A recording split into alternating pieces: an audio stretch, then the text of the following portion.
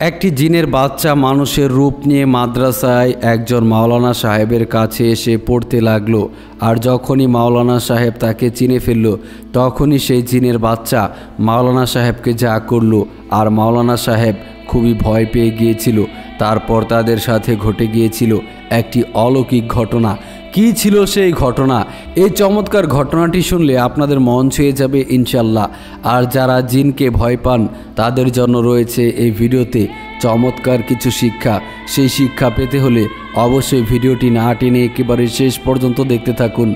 আর এই ভিডিওতে এখনই একটি লাইক করে দিন এবং যারা চ্যানেলে নতুন তারা চ্যানেলটিকে সাবস্ক্রাইব করে রাখুন। তো চলুন বন্ধুরা, কথা না বাড়িয়ে আমরা মূল আলোচনায় প্রবেশ করি।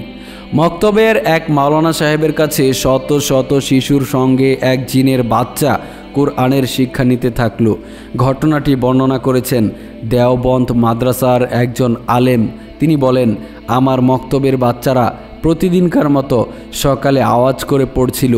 একদিন এক বাচ্চা ছেলে এসে হঠাৎ আমার সামনে থমকে দাঁড়ালো এবং সেই বাচ্চা গম্ভীর স্বরে মাওলানা সাহেবকে বলল, হুজুর আসসালামু আলাইকুম।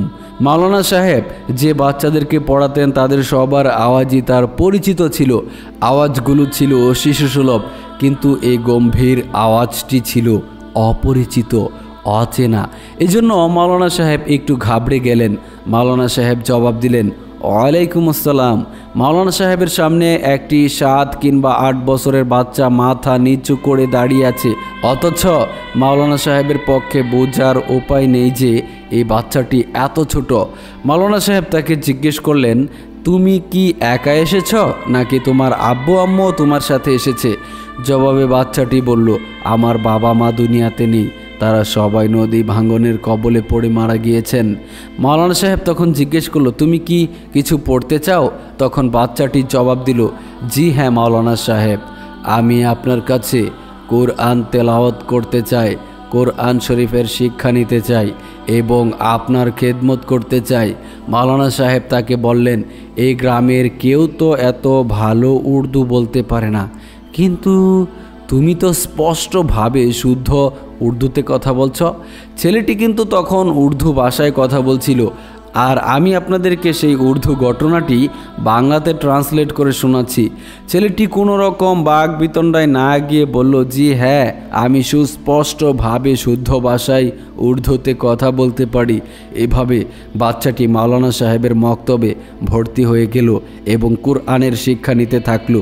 মাঝে মাঝে সে এমন সব কর্মকাণ্ড করত যা দিয়ে সে মাওলানা সাহেবকে অবাক করে দিত। মাওলানা সাহেবকে তার মক্তবের শিশুর বাবা মায়েরা খাবার পাঠাতো। একদিন খাবার দাবার ভালো না হওয়ায় মাওলানা সাহেব বলেছিলেন, শাকসবজি আমার হজম হয় না, একটু মাছ মাংস হলে ভালো হতো। এই কথা বলার পর সেই শিশু বলল, মাওলানা সাহেব, আমি আপনার জন্য মাছ মাংস নিয়ে আসব। মাওলানা সাহেব তখন তাকে বললেন, এত রাতে তুমি কোথা থেকে খাবার নিয়ে আসবে?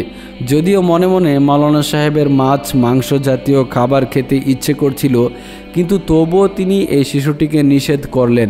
কিন্তু ছেলেটি মাত্র 5 মিনিটের মধ্যে সুস্বাদু মাছ ও মাংস মাওলানা সাহেবের সামনে উপস্থিত করল, যা দেখে মাওলানা সাহেব খুবই অবাক হয়ে গিয়েছিলেন।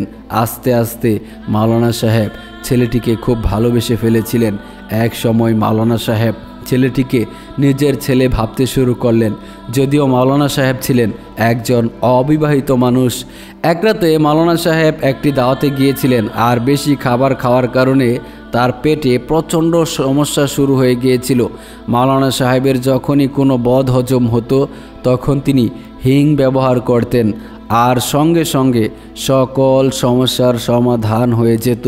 কিন্তু সেদিন সমস্ত হিং শেষ হয়ে গিয়েছিল, আর ওই মুহূর্তে দ্বিতীয়বার আর হিং নিয়ে আসার সুযোগও ছিল না, কেননা রাত গভীর হয়ে গিয়েছিল।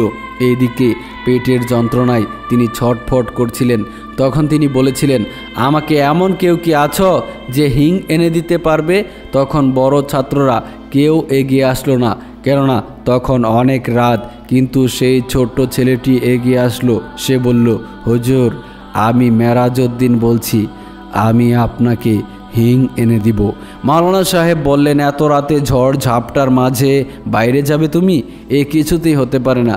কিন্তু মাওলানা সাহেবের কথা উপেক্ষা করে ছেলেটি বের হয়ে গেল। তখন মাওলানা সাহেব জোরে জোরে বলছিল, বেশি দূর যেও না, সামনে শেখ সাহেবের বাড়িতে গেলেই হিং পেয়ে যাবে, বলবে মাওলানা সাহেব পাঠিয়েছেন। মেরাজউদ্দিন শুধু অনুমতি পাওয়ার জন্যই অপেক্ষা করছিল, আর সে সঙ্গে সঙ্গে বের হয়ে গেল এবং 5 মিনিট পরে সে ফিরে এলো আর মাওলানা সাহেবকে বলল, আপনি বাহিরে বের হয়ে আসেন, এখানে অনেক হিং রয়েছে। মাওলানা সাহেব বললেন, তুমি তো ভারী বেয়াদব, হিং যখন নিয়েই এসেছ আমার হাতে দিলেই তো হয়। মাওলানা সাহেবকে সে হাত ধরে টেনে বলল, আসুন একবার দেখে যান। মাওলানা সাহেব বের হয়ে দেখলেন কয়েক বস্তা হিং পড়ে রয়েছে। এসব দেখে তিনি অবাক হয়ে গেলেন আর বললেন, মাত্র 5 মিনিটের মধ্যে এত বস্তা হিং কিভাবে জোগাড় করে আনলে? সত্যি করে বলো তো, তুমি আসলে কি, তোমার পরিচয় কি, তুমি কি জিন জাতিদের অন্তর্ভুক্ত? তখন সেই ছেলেটি বলল, জি হুজুর, আমি জিন জাতিদের অন্তর্ভুক্ত। মাওলানা সাহেব খুবই রাগ হলেন আর বললেন, তুমি নিশ্চয়ই এতগুলো হিংয়ের বস্তা কারো কাছ থেকে না বলে নিয়ে এসেছ। তুমি কি জানো ইসলামে এটা জঘন্যতম অপরাধ? অন্যের হক লুণ্ঠন করলে আল্লাহ পাক তাকে কখনোই ক্ষমা করেন না। কথাগুলো শুনে ছেলেটি মাথা নিচু করে রইল এবং বলল, হুজুর, আমি ভেবেছিলাম আপনার সামনে যত বেশি হিং আনা যাবে আপনি ততই খুশি হবেন, তাই আমি একজনের মজুত করা এই সকল হিঙের বস্তা নিয়ে এসেছি। এ কথা শুনে মাওলানা সাহেব বললেন, তুমি এখনই আমার মাদ্রাসা থেকে বের হয়ে যাও, তা না হলে আমি তোমাকে বোতলে বন্দি করে জমিনের মধ্যে ঢেলে দিব। এই কথা শুনে ছেলেটি কান্না শুরু করলো এবং বলল, আমি যে ওস্তাদকে এত ভালোবাসি, আমি কি তার খেদমত করতে পারবো না? মাওলানা সাহেব তারপরও তার হাত সরিয়ে দিলেন এবং বললেন, আমি তোমাকে ক্ষমা করে দিয়েছি, কিন্তু শর্ত হচ্ছে তোমাকে অবশ্যই তোমার জগতে ফিরে যেতে হবে। এরপর ছেলেটি অশ্রুসিক্ত নয়নে সেখান থেকে বিদায় নিল। এরপর তাকে আর কখনোই দেখা গেল না। মাওলানা সাহেব ঝাড়ফুঁক করতে পারতেন। তিনি সূরা ফাতিহা, ফালাক আর নাস পড়ে মানুষকে ফু দিতেন, পানি পড়া দিতেন। এতে অনেক অসুস্থ মানুষ সুস্থ হয়ে যেত। এমনকি বিভিন্ন সময় মানুষকে যদি আশ্রির জিন আক্রমণ করত তাদেরকেও মাওলানা সাহেব চিকিৎসা দিতেন। তেমনইভাবে পাশের গ্রামের এক যুবতী নারীর উপর জিন সওয়ার হয়েছিল। তার অভিভাবকেরা মাওলানা সাহেবের কাছে আসলে চিকিৎসার জন্য মাওলানা সাহেব তার কাছে গেলেন এবং তাকে বিভিন্ন ঝাড়ফুঁক করলেন, সূরা ফাতিহা, নাস, ফালাক পড়ে ফু দিলেন। অতঃপর মেয়েটি সুস্থ হওয়ার পূর্বে তার নিজের পরিচয় প্রকাশ করে বলল, হুজুর, আমি কিন্তু আপনার সেই ছাত্র যাকে আপনি তাড়িয়ে দিয়েছিলেন। আমার নাম মিরাজ আলী।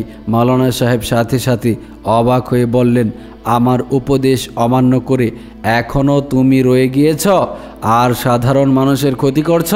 তুমি তো ভারী নাফরমান। আমি অবশ্যই আজকে তোমাকে শাস্তি দিব এবং তোমাকে বোতল বন্দি করব।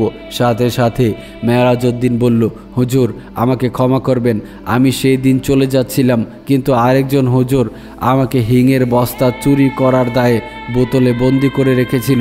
আমি তাদেরকে বলেছিলাম আমি তাওবা করেছি, আল্লাহর কাছে ক্ষমা চেয়েছি, আপনারা আমাকে ছেড়ে দিন, আমি কোরআন শিক্ষা নিতে চাই। কিন্তু তারা আমার কথা শুনেনি, তাই দীর্ঘদিন আমি মাটির নিচে বোতলে আবদ্ধ ছিলাম। এক চাষাবাদী জমির নিচে আমাকে বোতলে বন্দি করে রাখা হয়েছিল। দীর্ঘদিন পর হাল চাষের ফলে আমি সেখান থেকে মুক্তি পেলাম। তাই শুরুতে আপনার সাথে একবার সাক্ষাৎ করার জন্য আমি এই পদ্ধতি অবলম্বন করলাম এবং সে মাওলানা সাহেবের কাছে ক্ষমা চাইল। মাওলানা সাহেবকে বলল, হুজুর, আমি পবিত্র কোরআনের হাফেজ হতে চাই। তখন মাওলানা সাহেব বললেন, তাহলে সেই ক্ষেত্রে তুমি কোরআন শিক্ষা নেওয়া শুরু করে দাও। তুমি তোমার জগতে ফিরে যাও, সেখানে কোরআনের শিক্ষক রয়েছে, তার কাছ থেকে কোরআন শেখো। তখন সেই ছেলেটি সেখান থেকে বিদায় নেওয়ার আগে বলল, হুজুর, আমি আমার ওস্তাদের পায়ের ধুলো আমার কপালে নিতে চাই। এরপর সে মাওলানা সাহেবের কাছে আসলো, কিন্তু মাওলানা সাহেব বললেন, আমার পা ছুঁয়ে সালাম নেওয়ার কোনো প্রয়োজন নেই, আমাকে সাধারণভাবে সালাম দিলেই হবে, কেননা আমার দৃষ্টিতে পা ছুঁয়ে সালাম করাটা অন্যায়। আর এভাবেই অশ্রুসিক্ত নয়নে সে মেরাজ নামক জিনটি হুজুরের কাছ থেকে বিদায় নিল। এরপর আর তাকে কখনো দেখা যায়নি। মাওলানা সাহেব এই ঘটনাটি নিজের বইয়ে উল্লেখ করেছেন। মহান আল্লাহ তাআলা জানেন ঘটনাটি কতটুকু সত্য, কিন্তু জিন মানুষের উপর আসর করতে পারে, তাদের ক্ষতি করতে পারে। আবার এর মধ্যে কিছু ভালো জিন রয়েছে যারা সত্যিকার অর্থে দিন ইসলাম এবং হাদিস শিক্ষা নিতে চায়, নিজেদের জীবন পরিবর্তন করতে চায়। কেননা কিয়ামতের দিন সিংহায় ফুঁক দেওয়ার পরে এই উভয় জাতিকে আল্লাহ তাআলার দরবারে হাজির হতে হবে, সব কিছুর হিসাব দিতে হবে। তাই আল্লাহ তাআলা আমাদেরকে সঠিকভাবে সঠিক রাস্তায় সঠিক পথে পরিচালিত করুন। আমিন ইয়া রাব্বুল আলামিন।